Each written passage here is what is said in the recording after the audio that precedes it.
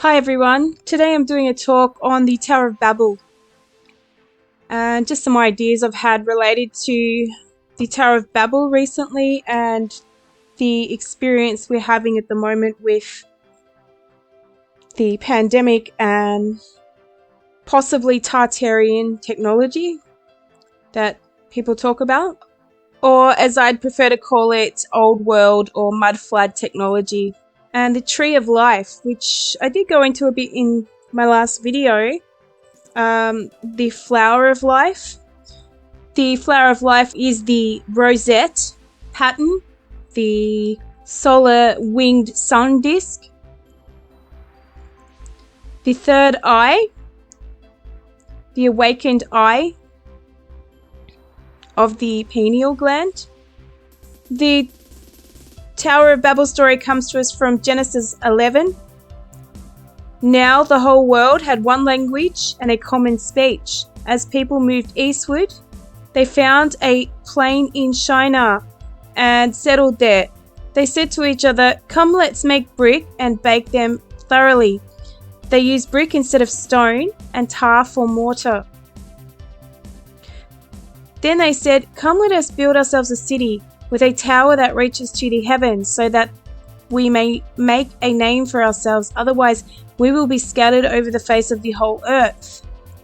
But the Lord came down to see the city and the tower that the people were building. The Lord said, "If as one people speaking the same language they have begun to do this, then nothing they plan to do will be impossible for them. Come, let us go down and confuse their language so they will not understand each other." So the Lord scattered them from all over the earth, and they stopped building the city. That is why it is called Babel, because the Lord confused the language of the whole world. From there the Lord scattered them over the face of the whole earth. So if we look at this story in comparison to our cities today, and this is just a building that we have, I believe this is the CERN building, which is the Tower of Babel replica. We have New York City here as just one of the major cities on earth. Why hasn't God come down today and confounded our language or separated us? Now, I know the buildings of ancient cities seem to exceed our cities in technology as far as building goes, although our buildings are probably larger in comparison as far as we know. But when we look at this verse from Genesis, another thing that stands out to me is that it says, "Come, let us build ourselves a city with a tower that reaches to the heavens, so that we may make a name for ourselves. Otherwise we'll be scattered all over the face of the earth."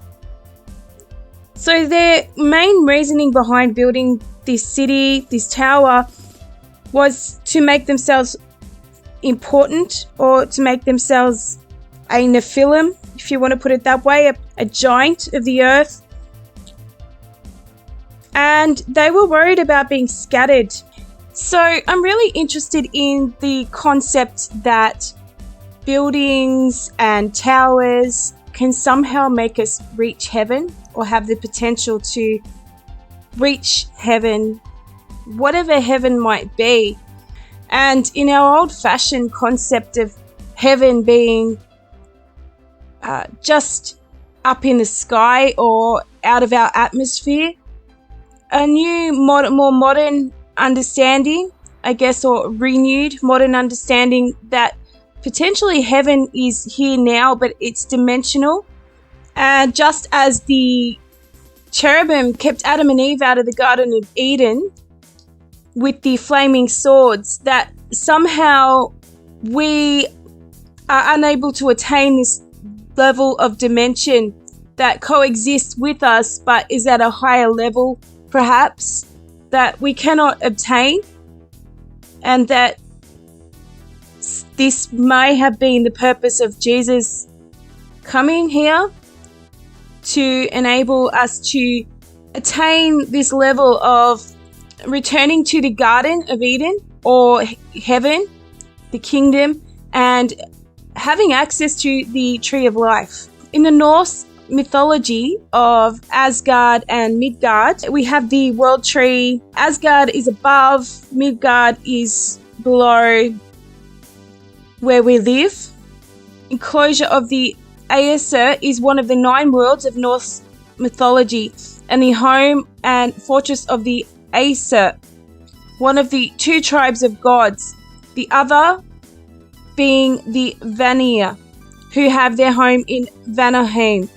Asgard is located in the sky, albeit spiritually rather than physically, of course, and is connected to Midgard, the world of humanity, by the Rainbow Bridge, Bifrost. So it's describing Asgard here as a spiritual realm. We are in the earth. So the earth is where we live, but our bodies are also made of earth. So as Genesis explains to us, our bodies are made from the dust. We are reborn, according to the Apostle Paul, a quickened spirit. So we are in the kingdom spiritually, but physically we are of the earth. Interestingly, we have the electromagnetic spectrum, which is a range of electromagnetic waves extending from radio waves to gamma waves. Our visible light is a small section within this spectrum, which are the colors of the rainbow. And is this a possible reference to the Bifrost?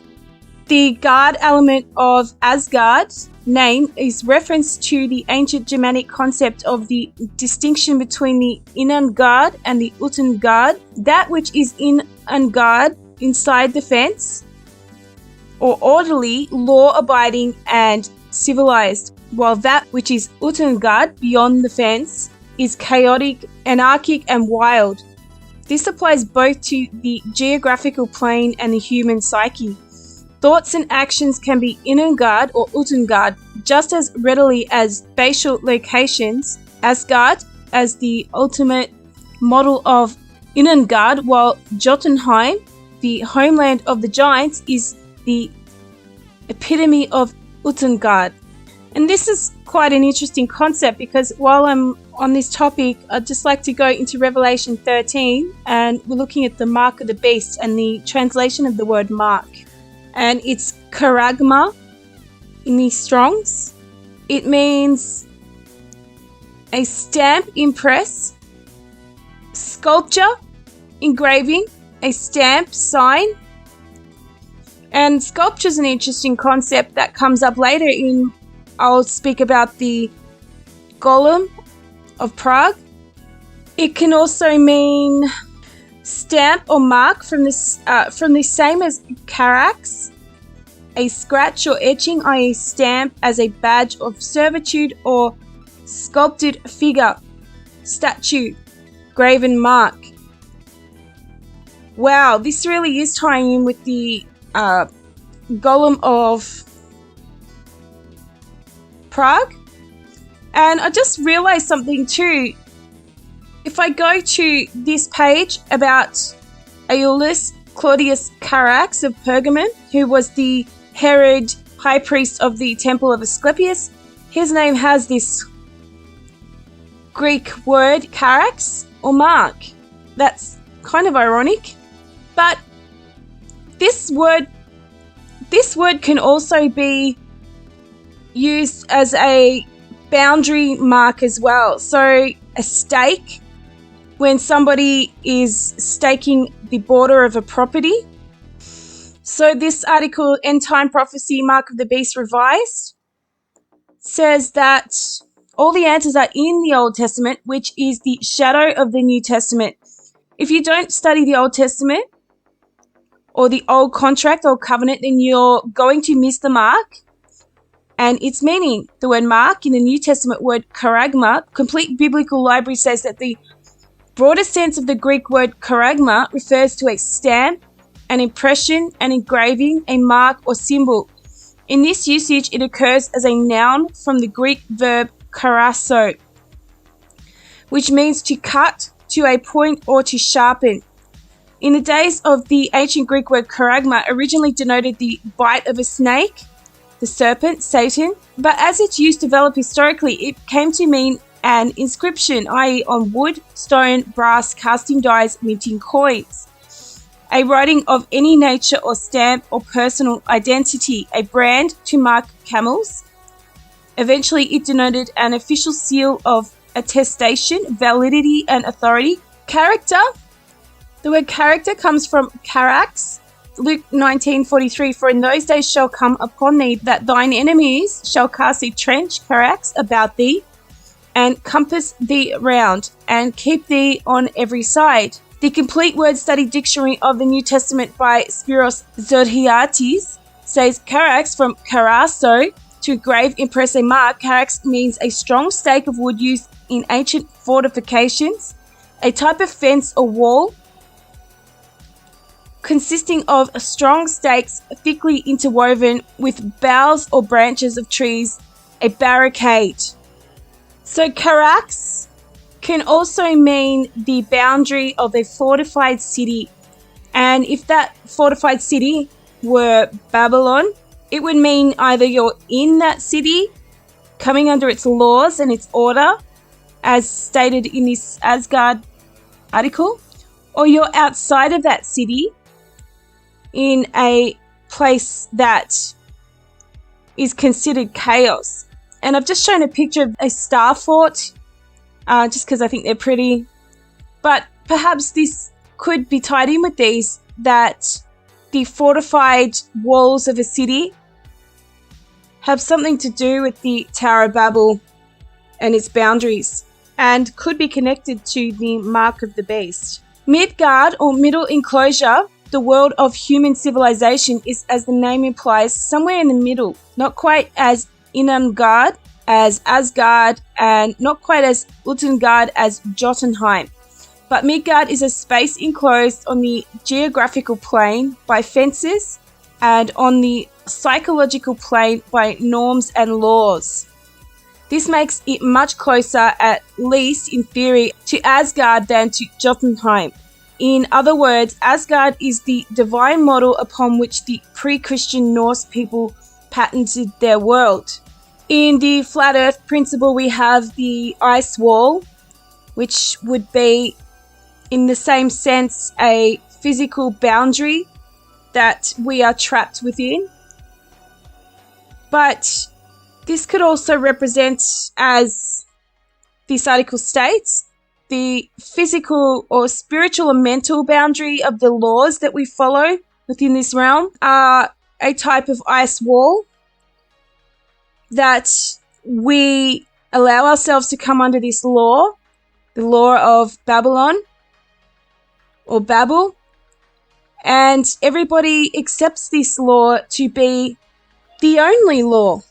We could also call this the matrix, that everybody within the matrix thinks that that is all there is, and they can never see a life or a potential that is outside of this law or this system, as if this system always was and nothing else ever was before it.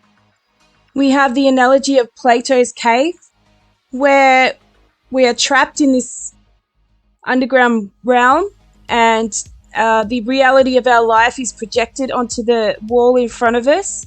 And ultimately, we have the angels or the seraphim at the gate or the entrance to Eden with the flaming swords that are keeping Adam and Eve or humanity from entering back into this realm or being trapped within this boundary. And then when Cain is banished to the land of Nod, that's an even further boundary east of the place that Adam and Eve were banished to. So Adam and Eve were in the Garden of Eden. Then they were banished to the realm of Eden, and Cain was banished to Nod, which was east of Eden. So this is a picture of Mount Everest compared to the largest building on Earth. It's obviously not to scale, because at 830 meters, the Burj Khalifa would be 1/10 of the size of Mount Everest, and it's clearly bigger than 1/10 of the size. But this is at 4,000 meters above sea level. Mount Everest is 8,848.6 meters above sea level, And our tallest building on Earth is only 830 meters. So we can go stand on the tallest mountain on Earth, or even something smaller, and still not reach the heavens. And yet these people built a tower and thought that they could reach the heavens. Now, I don't think it's because these people were ignorant or stupid. You know, we tend to look at people from a caveman perspective, that somehow they were stupid and they believed that they could reach heaven by being higher or building a tower. Maybe the atmosphere was different in those days, a lot closer to the Earth. I'm not sure about that. I can't prove that. But even so, we all know, and I'm sure they knew, that you can't build a tower to reach heaven.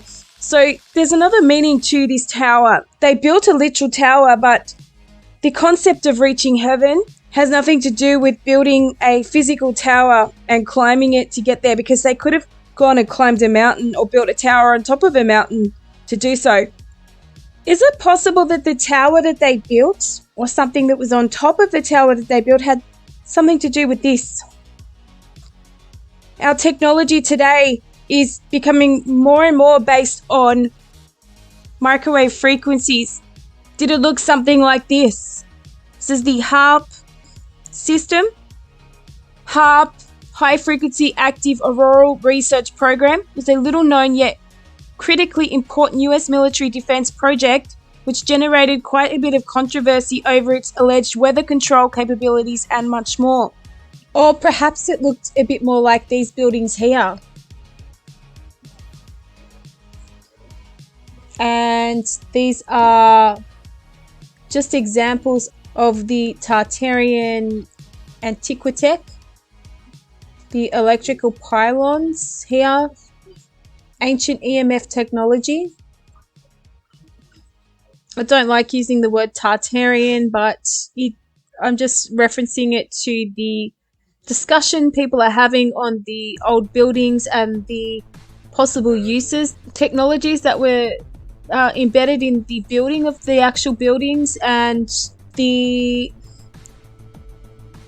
potential that they had for energy, harnessing energy, perhaps even healing people, or maybe controlling people. Who knows? It was a confrontation I didn't expect as a former governor. And it all began when I got a call from a guy named Jerry Smith. He told me the government was about to fire up some kind of futuristic weapon. We met at an out-of-the-way tavern in St. Paul. He looked like an insurance agent, but there was nothing mild-mannered about what he had to say. Jerry Smith is an author. He writes about the military's desire to harness the weather and use it as a weapon of mass destruction.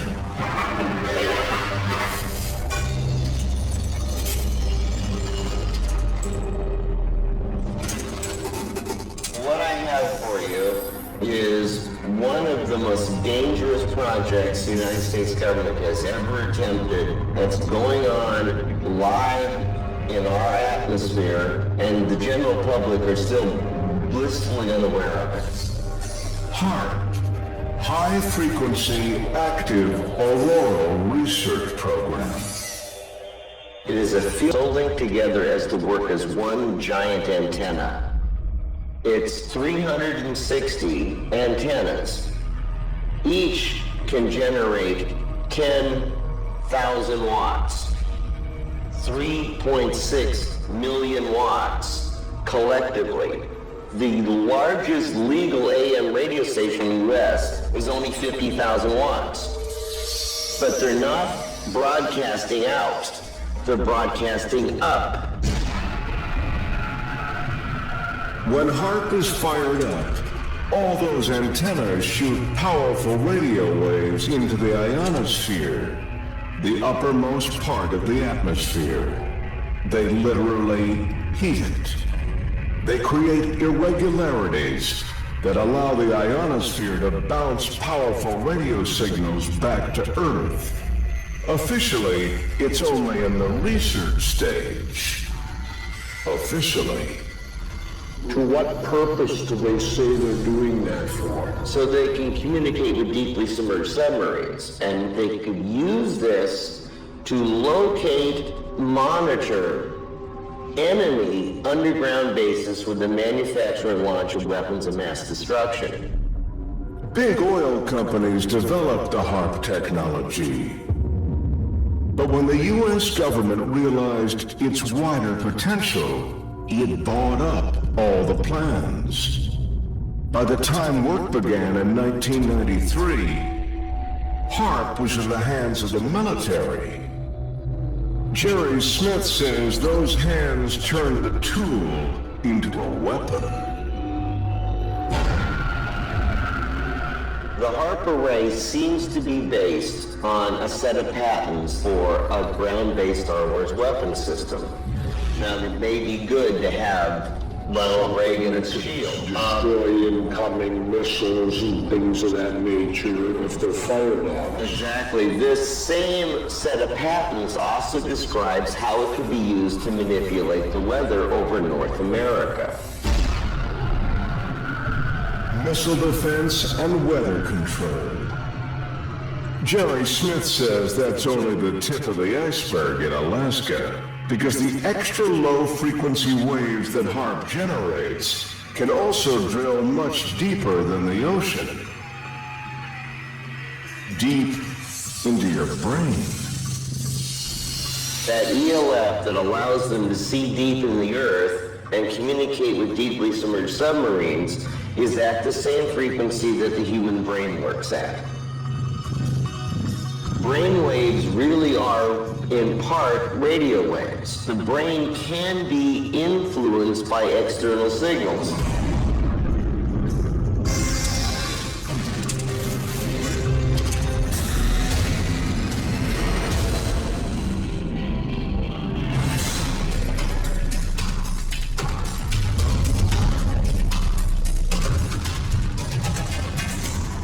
Well, we're out here in the wilderlands of Alaska.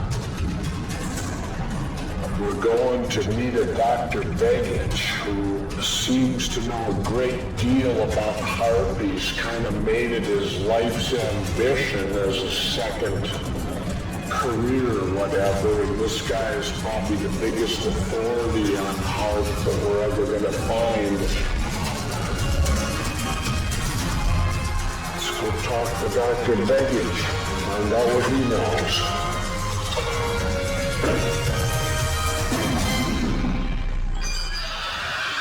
Governor Ventura. Dr. Begich, I presume. Yes, indeed. Come on in. Thank you. Appreciate it.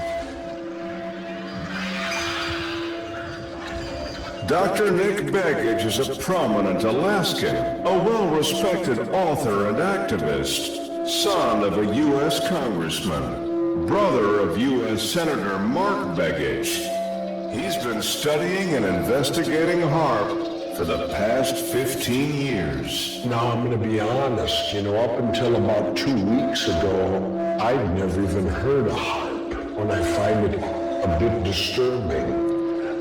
Let's get to the nitty-gritty on this.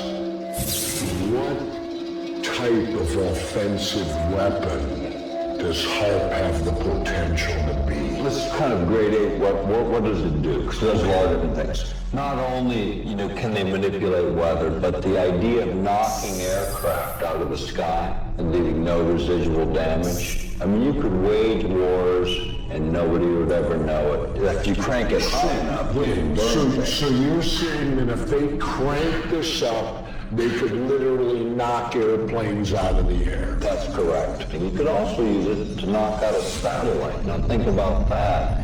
You have plausible deniability, the satellite goes down, all your communications go down, your ability to conduct commerce goes down. These are things that HARP can do. And we're not alone anymore. Chinese are pursuing this technology, Russians are pursuing this technology, and others are pursuing this technology today.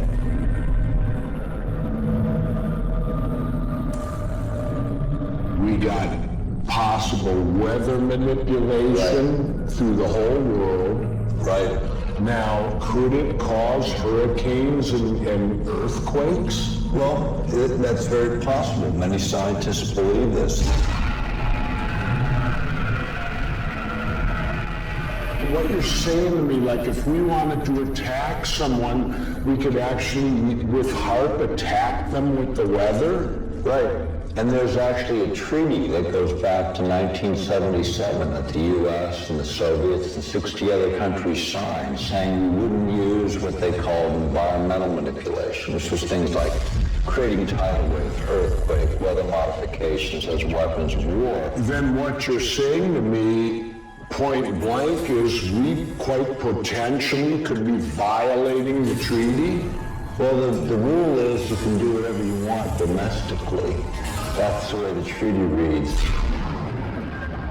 All that may be dangerous enough, but Nick Begich says he's most worried about HAARP's ability to interfere with your mind.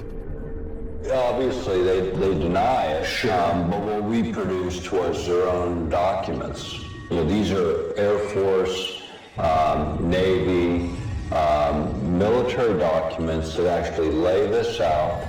It's their own words, not our words. You know, Doctor, what you're saying to me is scary. I mean, it's as simple as that. Yeah, it is. I mean, you're talking about something that can be done with mind control to where you can affect people's minds and they don't even know it. That's correct. And this is masses of people. Right. They can do it at a level where you could be walking down the street and you could get infiltrated with these sound waves and you wouldn't even know that they were hitting you. That's right. And there's two different ways. One would be transferring voice information, and the other would be just affecting you on an emotional level, which is much simpler, which is easily accomplished by HAARP. The human body and the mind is able to pick a signal out, like going through the radio station, you're dialing through the station, you get all the static. As soon as you get resonance, harmony between the transmitter and receiver, you get a nice clear signal. The same is true in terms of the human chemistry, in terms of our chemistry, our cell structure, body organs, or the brain. Jesse Ventura has his doubts that the HAARP antennas can broadcast radio waves that influence people's thoughts. But Nick Begich is prepared for the skeptics.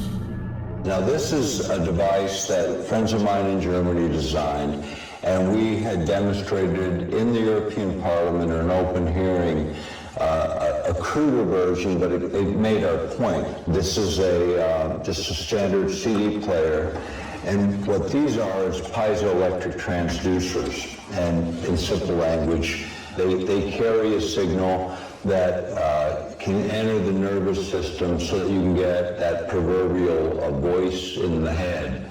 And so by activating this, placing these electrodes, on the surface of the skin, blocking the ears tightly, you'll hear the music just as if your ears were playing it, but the ears have nothing to do with it. The eighth cranial nerve, the part that connects to the brain, has nothing to do with it.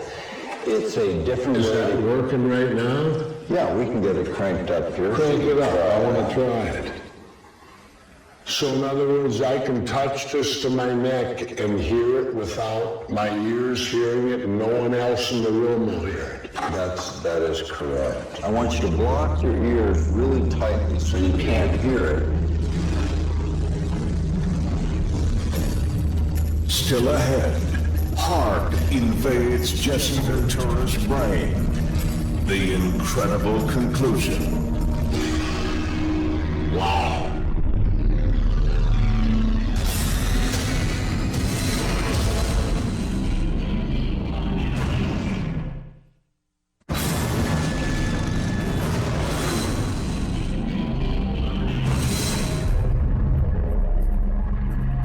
I want you to block your ears really tightly so you can't hear it.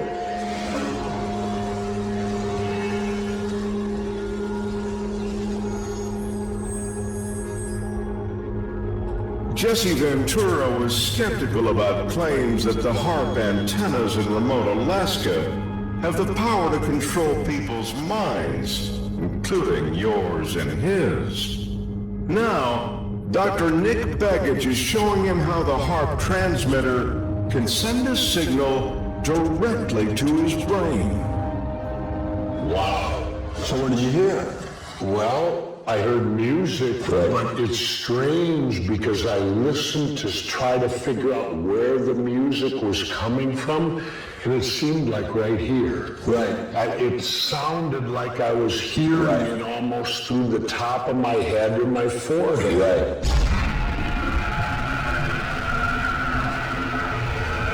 With heart, when you start to look at this signal, not just transferring sound information, but just to affect the brain with emotional state changes is so easily accomplished.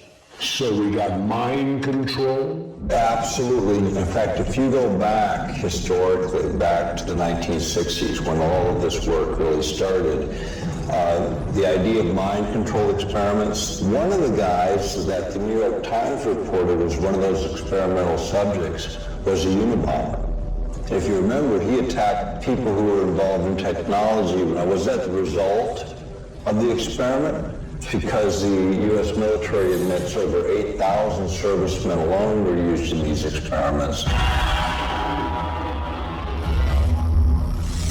This technology is relatively simple.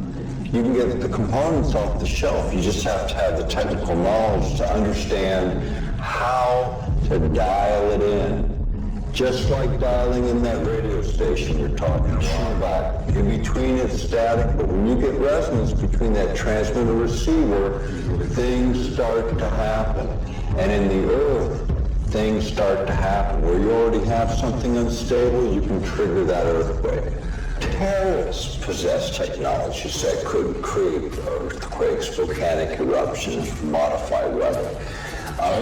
Terrorists, it's not just about weather modification. These guys can knock aircraft out of the sky, they can disable satellites, knock them literally into neutral where they can't even work. This is the kind of thing that you can wage war without even knowing the war's been waged. Covert war is not something that's new to this country, but with this technological twist, it throws a whole new flavor on all of it. So in layman's terms, you're almost talking about an invisible death ray? Actually, the guy who originated the death ray concept was a guy named Nikola Tesla. He's a guy that developed an AC current that runs all of our households today. But he had a concept on a death ray that was presented to the government just before World War II. Those papers are cited in Bernard Eastland's patents. This is the death ray.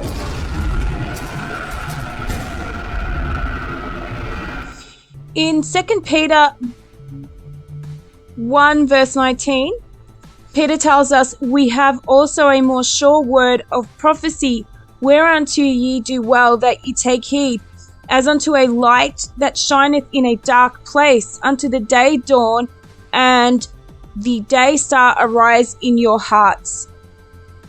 Now, I'm not saying that this is 100% fact. I'm thinking about it and researching into it, and the symbology that are available to us in mystic religions and even in the words of the Bible points to something along this line of thought. This is the pineal gland in the brain. The pineal gland cornarium, or epiphysis cerebri, is a small endocrine gland in the brain of most vertebrates. The pineal gland produces melatonin, a serotonin-derived hormone which modulates sleep patterns in both circadian and seasonal cycles. The shape of the gland resembles a pine cone, which gives it its name. The pineal gland is located in the epithalamus near the center of the brain between the two hemispheres, tucked in a groove where the two halves of the thalamus join. The pineal gland is one of the neuroendocrine secretory circumventricular organs in which capillaries are most permeable to solutes in the blood. And this is an interesting statement, because what's happening to people's blood today? If any of us have seen some of these videos of people taking the magic juice, that has changed people's blood dramatically and is full of perhaps nanoparticulates that are doing who knows what. Nearly all vertebrate species possess the pineal gland. So the result of various scientific research in evolutionary biology, comparative neuroanatomy, and neurophysiology have explained the evolutionary history of the pineal gland in different vertebrate species. Now, I don't believe in Darwinism, but things do change over time. Not between species, I believe, but definitely species change, like the canine, for example. From the point of view of biological evolution, the pineal gland is a kind of atrophied photoreceptor, so it needs light. It's like the eye. In the epithalamus of some species, amphibians and reptiles, it is linked to a light-sensing organ known as the parietal eye, which is also called the pineal eye or third eye. In spiritual texts, the pineal gland is often called the third eye. It looks like a pine cone, but if it was cut open, it would resemble an eye. The interior walls of the pineal gland are made of rods and cones that are similar to those in the retina of our eyes. So if we go back to 2 Peter, whereunto ye do well that ye take heed as unto a light that shineth in a dark place. We have this third eye chakra represented by the rosette, flower of life. The rosette was the earliest symbol of the Egyptian winged sun disk. It goes back to the Hittite culture. This is a Hittite winged man, probably a falcon man, with a rosette sun disk with wings on his head. And it does go back as early as the Hittite culture, the Egyptian culture as well. Archaeologists believe that the Hittite culture got it off the Egyptian culture, but they seem to arise about the same time. So I think it's a symbol that goes back much further. And the Hittites were the sons of Japheth, the Egyptians the sons of Ham. This goes back to Noah and the ark and possibly pre-flood. So just about every person that has an NDE or near-death experience describes a tunnel of light. And at the end of that tunnel, a being of light, or describes meeting God or Jesus. There's several different descriptions, but there's this presence at the end of the tunnel which is made of light. In the near-death experience of Ian McCormick, he describes seeing God as a being of light energy. As I stood there, realizing I could actually be in hell, a radiant beam of light pierced through the darkness above me. As this light touched my face, I felt an awesome presence go through me, and my entire body seemed to lift off the ground and be translated up into this light and radiance. As I'm being drawn up into it, I can see that it's coming from a circular-shaped opening far above me. I feel like a speck of dust being drawn towards this light. As I'm being drawn up towards it, I thought, is this real? I looked back over my shoulder, and far beneath me, I could see the darkness. Still not understanding what this light was, I began to move up to the opening, enter it. As I was drawn into the opening, I could now see that it was a tunnel. As I looked along the length of it, I could see the source of the radiance. My first thought is, this center of the universe. Look at the light. Look at the power coming from there. As I'm being moved towards it, I watch as a wave of radiance comes up. As this wave of light comes off the source, it touches me, and I feel warmth, comfort. All that kind of fear and darkness just seems to go out of me. and I feel a living light go through me.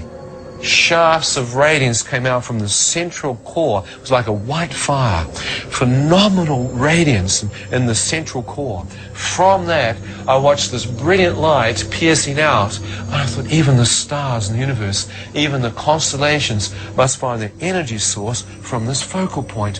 What is that light? Is there someone in there surrounded by this radiance? As I questioned that in my own mind, a voice spoke to me from the center of the light.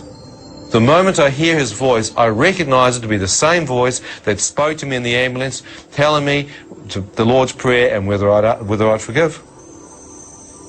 And he said, "Ian, do you wish to return? If you wish to return, you must see in a new light." Words appeared in front of my eyes. God is light, and in him there is no darkness at all. I thought, God is light. Could that possibly be God? And in him there's no darkness at all. I've just come from darkness. Whoever this being is, he is completely separate from darkness. I see no shadow. I see no evil, only pure white radiance. And he knows my name. Could it possibly be God that I'm standing in the presence of, talking to? I thought, if it is, he must be able to see my spirit absolutely naked. He must see everything. I began to pull back. As I began to pull back towards the darkness of the tunnel, I watched a wave of radiance come off him.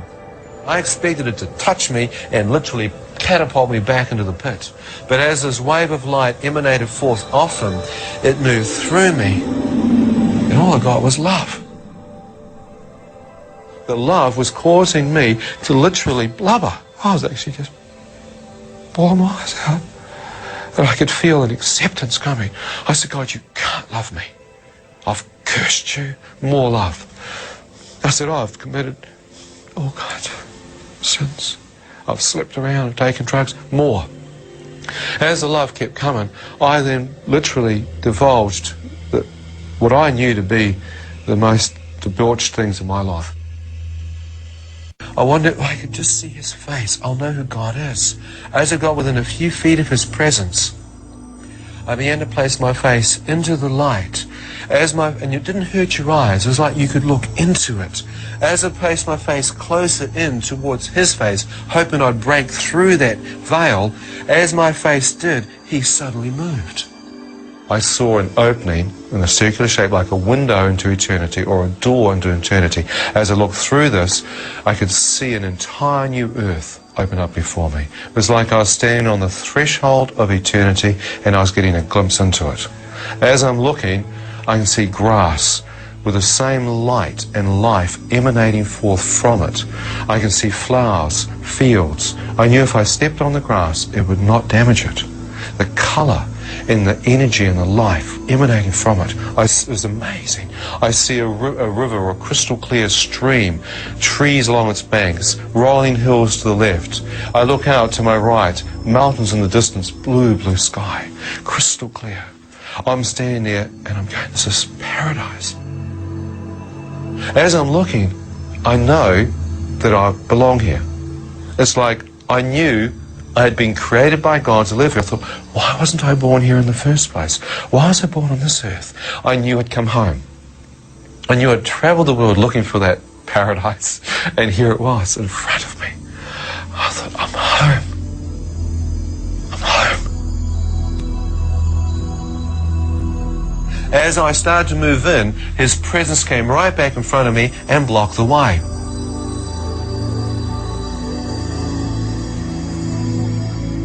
He asked me this question. He said, Ian, now that you've seen, do you wish to go in or do you wish to return? So there's lots of different versions of Ian's experience on YouTube, but what's really interesting about this is that it's showing this being of light, a light that shines in a dark place, and it's similar to the story told in Peter. And also the concept that Jesus or God was the entrance to eternity, to the Garden of Eden, to kingdom of heaven. And I think this ties into the story of the Tower of Babel in the sense that, well, these occultists are trying to return to Eden through a different gate. They are trying to find their way back into heaven using these kind of technologies, possibly electromagnetic, relating to light, relating to wavelengths, and also possibly linked to transhumanism. So maybe in the sense that they're experimenting on us to find a way to immortality, also that they can stand at the gate and let themselves in and keep us out. It's also important to point out that the name Babel in Sumerian, the name of the city we know as Babel or Babylon, was Bab-Elim, and that means gate of the deity. But the Bible demands that our city was named Babel because Yahweh did something to the common tongue. So they were trying to find the gate to the deity, to eternity, to God, and is this the gate back to Eden, as God was showing Ian McCallum in his near-death experience? Also, God confounded their language and their ability to communicate so that they were confused in their understanding and technologies. Transhumanism, the plot to control your life. If our world is not on a direct path to the fulfillment of Revelation 13, 16, 18, and the only alternative is to assume that something with the striking and most uncanny resemblance to the mark of the beast will appear in the not too distant future. In other words, if what the transhumanists propose for our world is not the prelude to the mark of the beast, then I do not know what would be. What is transhumanism? Transhumanism is the combining of machines and human beings. David Tippett, a contributor to the World Economic Forum website, describes transhumanism in this way. It is rooted in the belief that humans can and will be enhanced by genetic engineering and information technology of today, as well as anticipated advances such as bioengineering, artificial intelligence, and molecular nanotechnology. The result is an iteration of Homo sapiens enhanced or augmented but still fundamentally human. The central premise of transhumanism then is that biological evolution will eventually be overtaken by advances in genetic, wearable, and implantable technologies that artificially expedite the evolutionary process. And I just kind of wonder, is this what the original sin or story of the Bible was? That we have the trees in the garden, we have trees in the Old Testament talking about people being trees. Did the serpent in the garden genetically mutate Adam and Eve in some way, knowingly, deceivingly, to make them die, to change their genetics? We have this transhumanist movement today that is trying to destroy our genetics so that we live shorter lives. We're just servants to these people, these Nimrods, these Nephilim, or whatever they are, these serpent people, as some kind of commodity that they use to build their utopian world that they inherit. The globalists of our day propose to fundamentally change humanity through means that include the changing of the human DNA, i.e. nanotechnology. Contrary to what the WEF would have us believe, the end result of this artificial biological evolution will be something far different than what God created, as well as what Jesus died on the cross to redeem. Dr. Carrie Madej, in her April 19, 2021 video, defined transhumanism in a similar way as in the above quote, but also warned of its many dire consequences for our future as the elite of the world seek to exercise complete control of our behavior. In November 2017, an article appeared on the Forbes website with the title Transhumanism and the Future of Humanity, 7 Ways the World Will Change by 2030. Here is a quote from the introduction of this article. The transformation will be messy, complex, and sometimes scary, but signals already point to a future of humanity that will blur our identities into transhumanism. Several disturbing statements regarding transhumanism emerged from this Forbes 2017 article. The assertion of the author that transhumanism will blur our identities, however, shocks me the most. It confirms the planned merging of machines with our bodies would remove what makes us human. Who is behind transhumanism? Lets you think that transhumanism is just the aspiration of a few mad scientists. Please note that many of the most powerful and wealthy people in the world openly support the combining of humans and machines as the next step in the evolutionary process. This concept finds its most fervent and outspoken support in the WEF. Its website contains an abundance of information on the combining of humans with machines. Please know that the WEF is not some obscure fringe group. President Biden ran for office under the theme of Build Back Better, a slogan he took directly from WEF as an indication of his support for its agenda.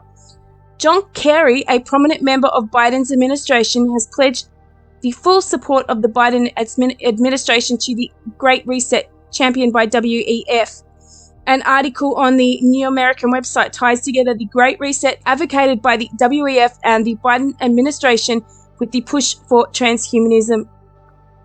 Under the New World Order envisioned by the proponents of the United Nations-backed Great Reset, humans will be merged with machines and technology.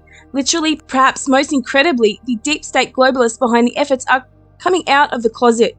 These days they are openly and literally proclaiming their intention to abolish private ownership of property and even fuse microchips in people's brains that will be able to read and manipulate individual thoughts.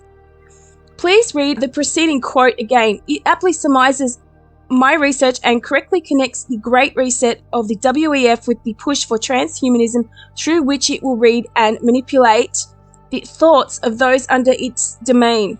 Notice also the reference to the deep state in the United States in the preceding quote. This refers to those in the US who put Biden in office and now control his presidency. These elite globalists in the US and throughout the world talk openly about their plans for both transhumanism and the Great Reset. Consider this quote from the WEF website regarding the changes they plan for our world under what the WEF calls the Fourth Industrial Revolution, their term for transhumanism. The Fourth Industrial Revolution represents a fundamental change in the way we live, work, and relate to another. It is a new chapter in human development enabled by extraordinary technology advances commensurate with those of the first, second, and third industrial revolutions. These advances are merging the physical, digital, and biological worlds in ways that create both huge promise and potential peril. The speed, breadth, and depth of the revolution is forcing us to rethink how countries develop, how organizations create value, and even what it means to be human. Though it may sound benign, on the surface, the purpose of the Fourth Industrial Revolution is not to benefit humanity. No, not at all. It's the vehicle through which the WEF, along with globalists at the United Nations and in America, hope to force people into accepting a tyrannical and Marxist government through which they intend to control the lives of everyone on the planet. The Great Reset agenda necessitates augmenting humans in such a way that will allow those in power to monitor and control their behavior via external computer networks and artificial intelligence. How will the change happen? How will these power brokers augment the makeup of human beings so as to merge them with machines? To answer that question, we begin with the words of Klaus Schwab from the WEF. In a January 10, 2016 interview, he explained that human beings will soon receive a chip in their body in order to merge them with the digital world. Below is another excerpt from this interview. Schwab: and at first, we will implant them in our clothes, and then we would imagine that we will implant them in our brain or in our skin, and in the end, maybe here will be a direct communication between our brain and a digital world. What we see is a kind of fusion on the physical, digital, and biological world. Interviewer: we call someone, we don't even have the reflex to take a device. It's done naturally. The technique continues in the body. Schwab: yes. Interviewer: when will happen? Schwab: certainly in the next 10 years. The following 2 points sum up the essence of transhumanism. Number 1, the process includes augmenting humans into something quite different than what God created, as well as implanting a device inside them that will connect them to the digital world outside them. The plan consists of connecting humans to the digital world, such as a supercomputer that will monitor their behavior for the ultimate purpose of controlling it through the blending of people with machines. At this point, however, it appears that these globalists might have a problem. How do they put such a system in place? The vast majority of people would readily reject the changes that I have described in the post, and rightly so. Some might desire the enhanced artificial intelligence that will come as the result of transhumanism, but not everything else that would come with it. So the religious agenda behind transhumanism, I believe, is this folklore story from Jewish folklore. It's called the golem. And a golem is an animated anthropomorphic being in Jewish folklore, which is entirely created from inanimate matter, clay or mud. In the Psalms and the medieval writings, the word golem was used as a term for an amorphous, unformed material. The most famous golem narrative involves Judah Loew ben Bezalel, in late 16th century rabbi of Prague. Many tales differ on how the golem was brought to life and controlled. According to Moment magazine, the golem is a highly mutable metaphor with seemingly limitless symbolism. It can be a victim or villain, Jew or non-Jew, man or woman, or sometimes both. Over the centuries, it has been used to connote war, community isolation, hope, and despair. In modern Hebrew, golem is used to mean dumb or helpless. Similarly, it is often used today as a metaphor for mindless lunk or entity who serves a man under controlled conditions, but is hostile to him under other conditions. Golem passed into Yiddish as goylem to mean someone who is lethargic or beneath a stupor. So the oldest stories of golems date to early Judaism in the Talmud. Adam was initially created as a golem when his dust was kneaded to a shapeless husk. Like Adam, all golems are created from mud by those close to divinity, but no anthropogenic golem was fully human. Early on, the main disability of the golem was its inability to speak. Sanhedrin 65b describes Rava creating a man. He sent the man to Rav Sierra. Rav Sierra spoke to him, but he did not answer. Rav Sierra said, "You were created by the sages. Return to your dust." During the Middle Ages, passages from the Sefer Yetzirah, Book of Creation, were studied as a means to create an animated golem. Although there is little in writing of Jewish mysticism that supports this belief, it was believed that golems could be activated by an ecstatic experience included by the ritualistic use of various letters of the Hebrew alphabet forming Shem, any one of the names of God, wherein the Shem was written on a piece of paper and inserted in the mouth or in the forehead of the golem. So what does that sound like? It sounds like the mark of the beast, that this Shem or name is placed in the forehead of the golem. A golem is inscribed with Hebrew words in some tales. For example, some versions of Kem or Kelem and Prague, as well as in Polish tales and versions of the Brothers Grimm, such as the word emet, truth in Hebrew, written on its forehead. The golem could then be deactivated by removing the aleph, thus changing the inscription from truth to death, met meaning dead. Samuel of Speyer was said to have created a golem. So what are they putting in the forehead of people? Is this the mark of the beast? I believe it's possible that the mark of beast might not be just unique to one specific generation. So they're creating this being, this golem transhumanist being that's some kind of inanimate object formed into a human or a being that does the will of its controller or owner. And they do this by placing a name or let's put it this way, some kind of magic charm spell name in the forehead of people. This could, if we want to get technical about this, could relate to the pineal gland. So we know that they've been using fluoride in water for years now to calcify the pineal gland. This is a picture of a calcified pineal gland from fluoride if we think about the fluoride uptake in the pineal gland, they do this so that we don't have this connection to our spiritual side, the little brain in the heart. So interconnectivity between intrinsic ganglia in the human heart, expanded view of the intrinsic cardiac ganglion. This is a microscopic picture showing the interconnectivity between cardiac ganglia in the human heart. The light blue thin structures in the image on the left are multiple axons carousing between and connecting the ganglia.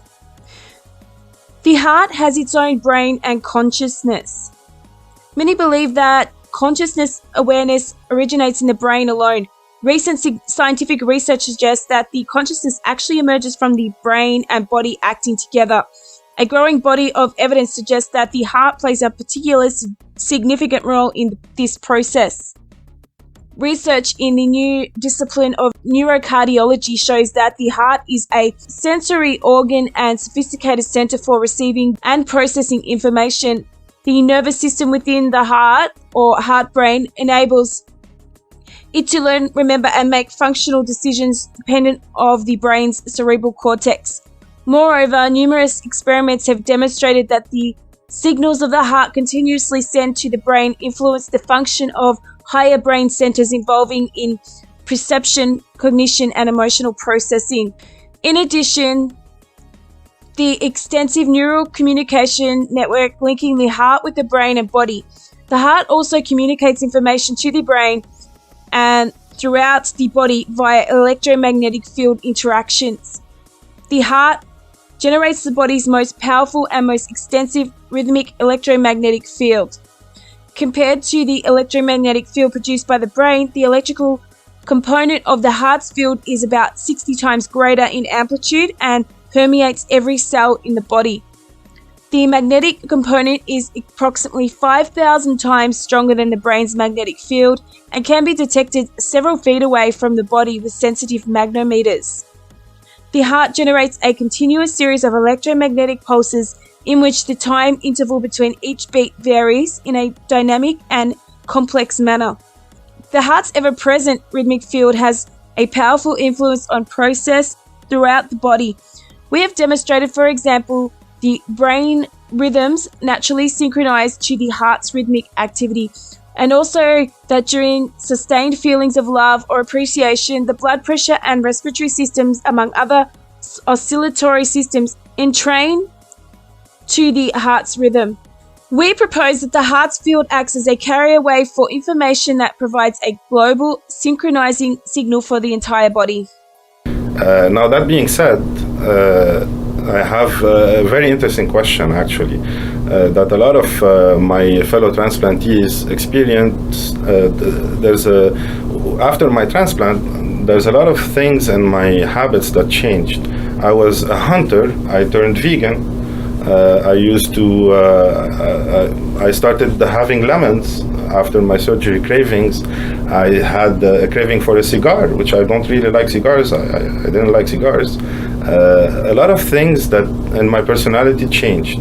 Now I'm wondering, does this have to do with the cellular memory that we've been reading about, or can it be the trauma, or can you shed some light on this? Yeah, absolutely, Joe. This is a very interesting topic, actually, and this has been a great topic of discussion and debate, especially in contemporary medicine and in different journals. So I am a neuroscientist, I'm a neurosurgeon, so I look at this from a neuroscientist perspective, and there are certain things that I don't quite understand, and reading up on it sort of opens up a lot of questions that arise today. So traditionally we thought about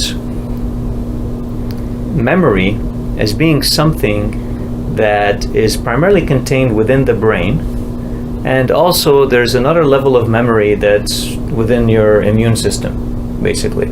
You know, remembering certain diseases and pathogens, which is why vaccination works. You know, you expose your body to a certain disease in a small amount, and then your body becomes immune to it. So when the disease comes back, to try to infect your body has a memory of that disease. Okay. But as far as pragmatic memory, or day-to-day memory, if you will, like remembering certain things or objects or a certain smell or a certain food,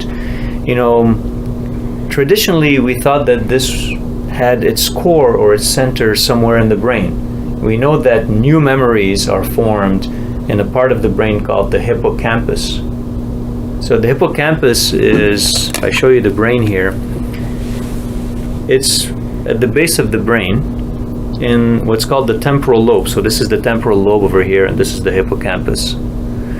And actually, a lot of memory research has taken place at the Montreal Neurologic Institute with Dr. Penfield, or Dr. Wilder Penfield, who is a very famous neurosurgeon from Montreal. But, so this is essentially where new memories form. As they get stored in your brain, they will get stored in different parts of your brain. And we don't have a very clear understanding on how they get stored or where they get stored once they are formed, basically. There are certain theories about that, things like what's called long-term potentiation and so forth. And I'm not going to go into a lot of details about these theories, but when it comes to transplant patients, more recently, over the 80s and 90s and today, we have noticed that a lot of these transplant recipients have developed memories or have thoughts that they never actually experienced previously in their lives. We talk about people remembering certain places they were, or certain smells, or having cravings for things that they've never craved before. And for example, there was, I was reading about this not too long ago. There was a young girl that had received an organ from somebody who was murdered, and she actually was able to remember the shape and the face of the person who murdered the organ donor. Wow. Or another woman that had received a transplant and had never eaten chicken nuggets before, all of a sudden had craving for chicken nuggets, and they discovered chicken nuggets in the pockets of the organ donor. Oh. So there's a lot of these anecdotal stories and phenomena that are occurring everywhere in the world, and it is becoming more and more of an occurrence or an observation that it is no longer attributable to chance alone. There's a pretty high frequency of these events that are occurring, and if anything, it's underreported. Yeah, because we don't know if it's the effect of the trauma, the drugs, and we don't have access to our donors, so we don't know the history of our donors. We don't know who they are, so we cannot know if the cigar craving came from the donor or from something else, or if my lemon craving came from him, if he was vegan or she was vegan or not. So absolutely. So it brings up some other interesting questions, basically. And there's a lot of skeptics out there. When you start talking about something like cellular memories or phenomenon that are associated with cellular memories, you're going to have people that are going to come out from sort of more traditional medicine thinking. They're going to tell you, well, no, that's impossible. This is because of the effect of this medication or this drug. This is a side effect of this treatment and so forth. And yes, it is well known and well reported that things like taking steroids, like prednisone, for example, that you have to take for anti-rejection, has a very known and well-documented side effect, which is basically having a lot of food cravings and gaining weight because of these food cravings. And a lot of times it's going to be foods that aren't very good for you, that aren't very healthy for you. So this is something that is well known with this medication. And obviously other medications are going to have different types of side effects.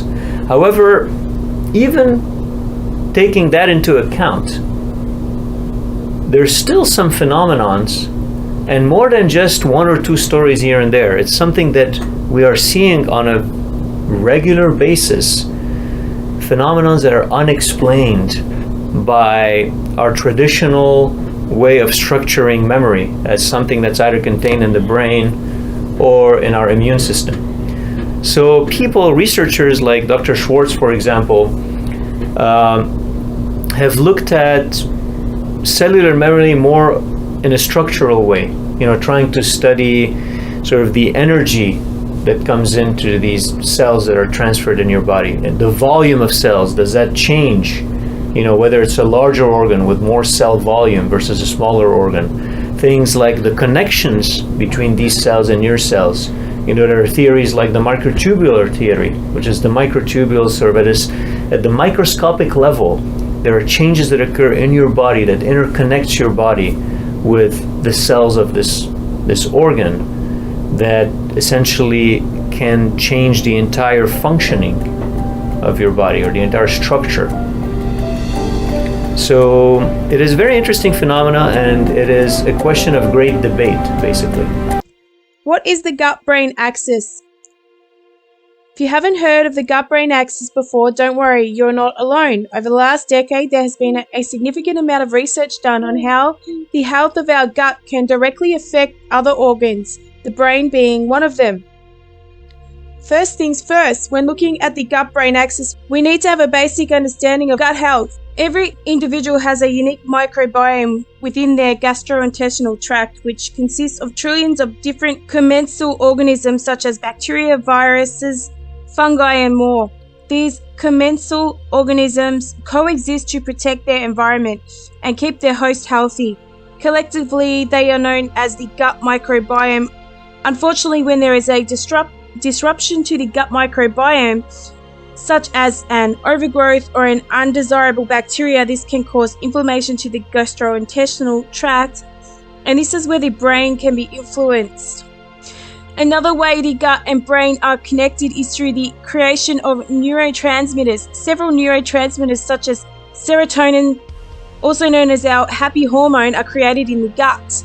If the gut is in a state of imbalance, also known as dysbiosis, there will be an increased inflammation which can then downregulate the synthesis of the neurotransmitters.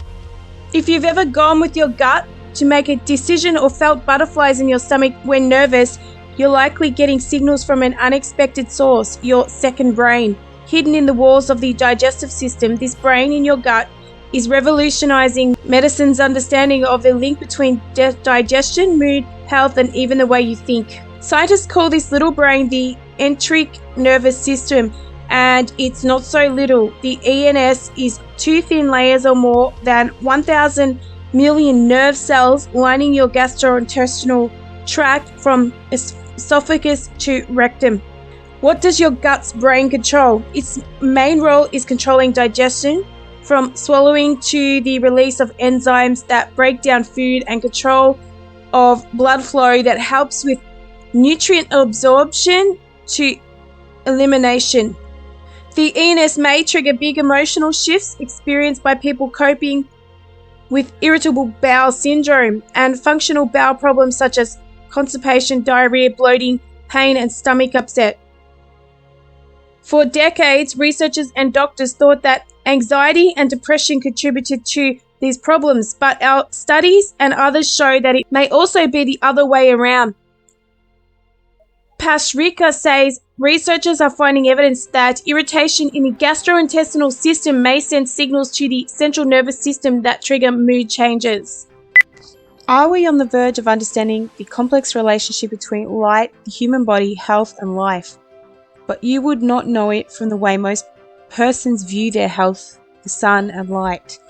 What if everything you ever thought that was true about the body, what doctors tell you about your body and how your body works and makes energy and communicates, was wrong? This article attempts to explain how hidden light affects all of us. Quantum physics have now come to the conclusion that more than 90% of our human anatomy is composed of stardust particles. These photon particles are called biophotons. Light appears to be a fundamental part of our being. It's hard-coded into our very bodies to function directly with and through light. Furthermore, the fact that we can affect light with our intentions, thoughts alone are amazing. We are light beings.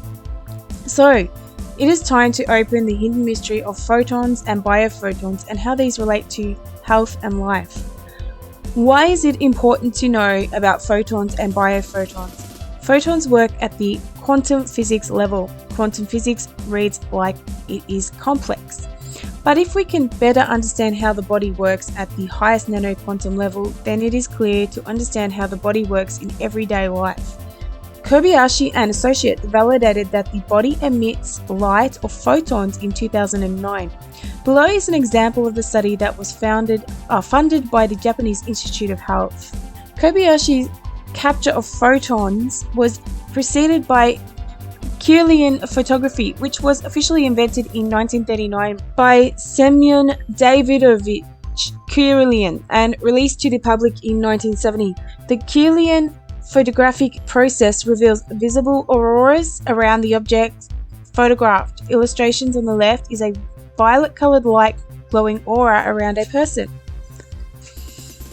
Kirlian technology is not as sophisticated as biophotonics. What is a photon? A photon is a bundle of energy that comes from the sun and is found in the DNA of plants and animals. Biophotons are weak emissions, invisible to the naked eye, of light radiation from the cells of all living things. A photon is a single particle of light.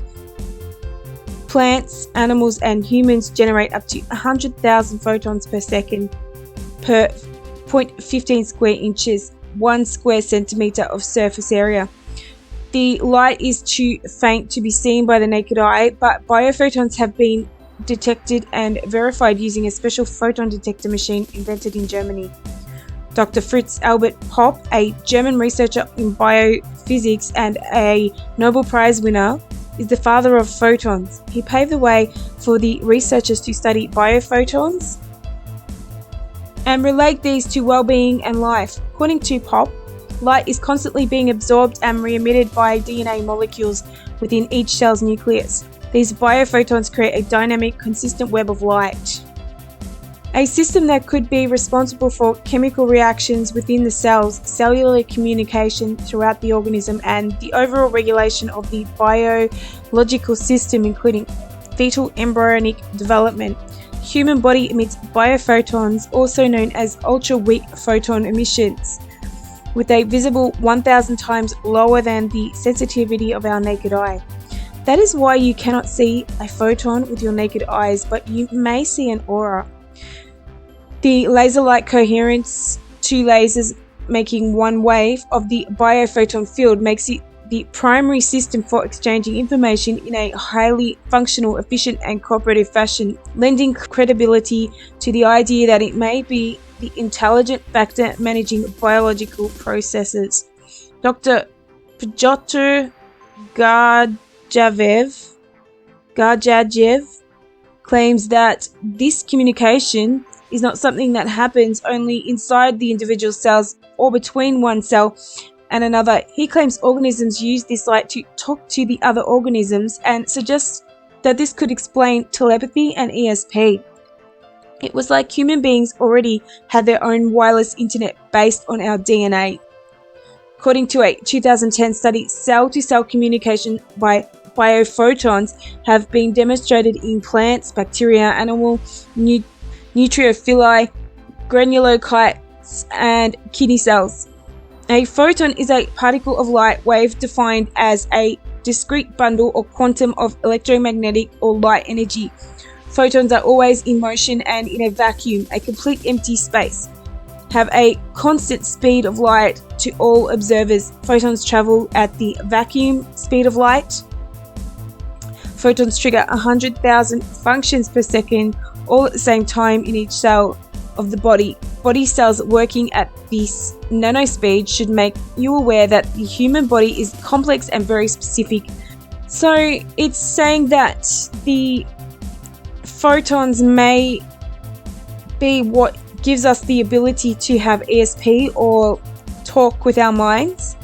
And there's speculation that ancient people could actually or did actually communicate through ESP. We have these skeletons with elongated skulls, and people say that they could communicate via telepathy. I don't know how they know that, but it's possible because they had bigger skulls or different brains. And there are literally hundreds of people who have near-death experiences who say that when they get to the other side, they don't communicate using their voice, but they can just think, and the people there can understand what they say, or they communicate and talk straight into their mind. I'm just going to show a video of an NDE that explains this. Different there. Time here is so structured, and time there really gets away from you. And so I always tell people, if I had to compare this earthly time with the time that I spent in the void, I would say it was probably about 10 years. I began to wonder if I had ever really lived.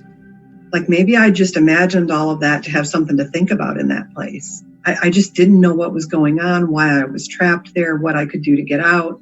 As soon as I figured out that this was the eternity that I had created, as soon as that realization happened, there was this rumbling and it exploded open. And so now all these little pieces of the darkness, like almost shards, are flying. They're just spinning around, and the darkness is pushing further and further away, and this spirit comes. And I didn't know who she was at first, and she's just larger than life. Orange hair on her head that is so bright, it's on fire. And so there's like these little licks of flame that are her hair, and she's just such an attractive spirit. Like I couldn't keep myself from going to her. And so I go to her, and she holds me against her chest, and I realize it's my grandmother. And I'm weeping. You know, I'm so relieved that someone's there and I'm not alone and the dark is gone, and I'm just overcome, and I'm crying, and her energy is just circling around me, and mine's still separate, but she's kind of encompassing me. And these shards of the darkness keep trying to get in, and they hit her energy and they're flung further away. And she's holding me, and I'm crying, and she says telepathically, because they don't speak, but she says, "Calm yourself, dear one." And the words were like, if any of the people who watch this have ever been given like morphine or fentanyl or whatever, IV for surgery, you know, that immediate rush that you get that's like super relaxing and you can feel everything. That's what it was like. It was like a chemical. I felt it acting on her words. The intention of those words acted on every cell in my body. So I'm going to leave it there for today, and I'm going to continue on in part 2. Thanks for listening, and see you next time.